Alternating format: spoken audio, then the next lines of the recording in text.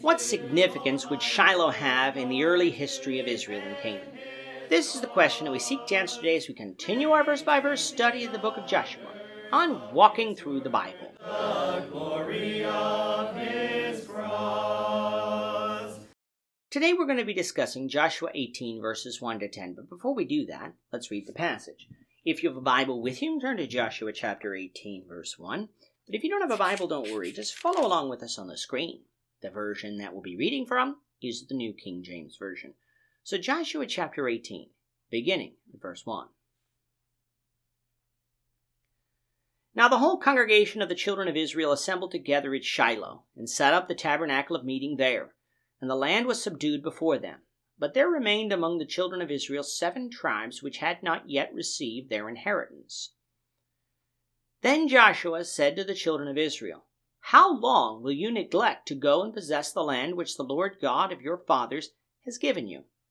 Pick out from among you 3 men for each tribe, and I will send them.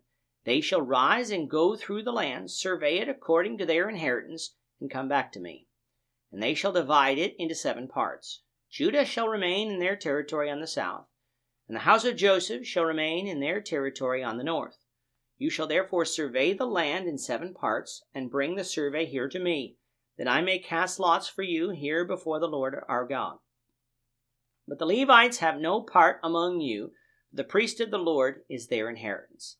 And Gad, Reuben, and the half-tribe of Manasseh have received their inheritance beyond the Jordan on the east, which Moses, the servant of the Lord, gave them.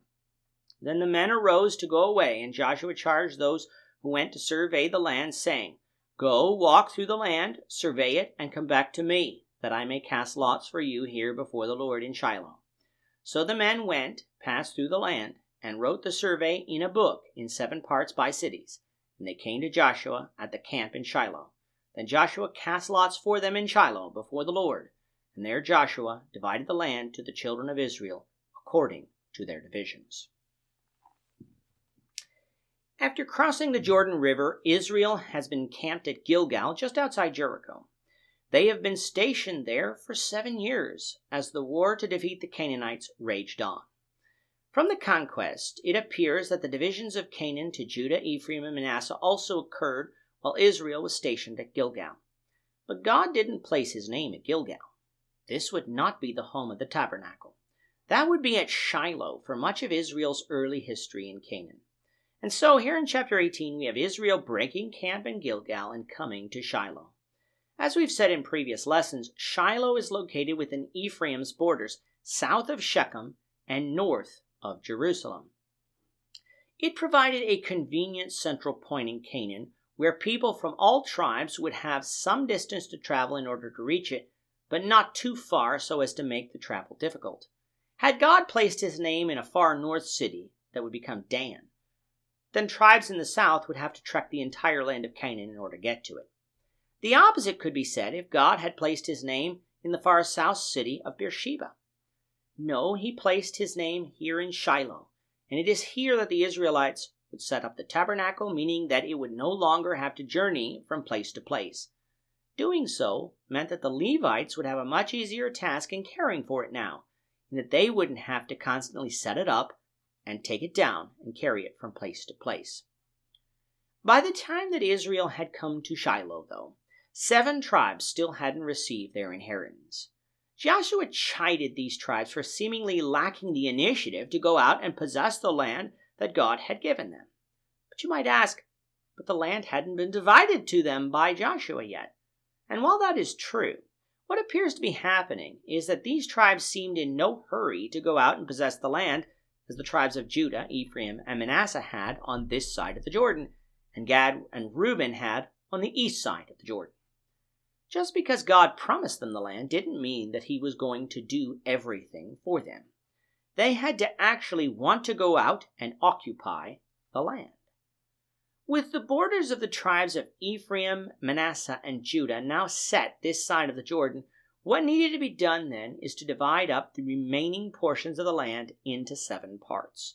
This needed to be done fairly, so that none of the remaining tribes would bicker among themselves about not being given enough land, as the tribes of Ephraim and Manasseh did in the last chapter. So Joshua told each of the remaining 7 tribes to select 3 men from among them who would go out and survey the land. By survey here, what is actually being done is taking an allotment of the cities and land that remained so that the borders could be determined fairly. Judah's land would remain to the south, and Ephraim and Manasseh's land would remain to the north, although we are going to find that there would be some slight alterations to their borders in order to accommodate the peoples of the other 7 tribes.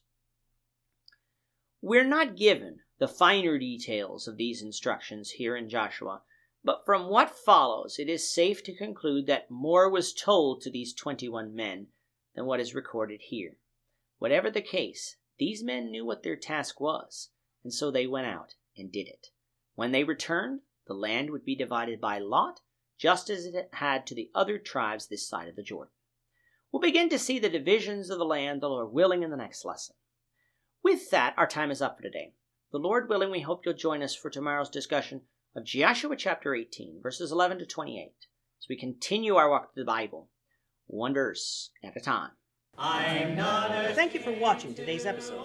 We hope that you found it edifying and ask that you not only subscribe to our channel and podcast, but that you like and share this episode among your friends, so that the saving gospel of Jesus Christ can go out to the whole world.